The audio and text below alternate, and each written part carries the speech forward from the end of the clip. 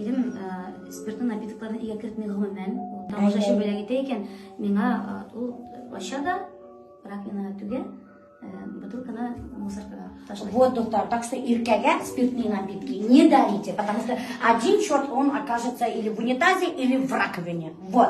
Лучше дарите конфеты, халву, кстати, мына иркә халва кассера. Бер тапкыр Башкортстанның Оныттым районын миңа бер апа 20 килограмм ит алып килде.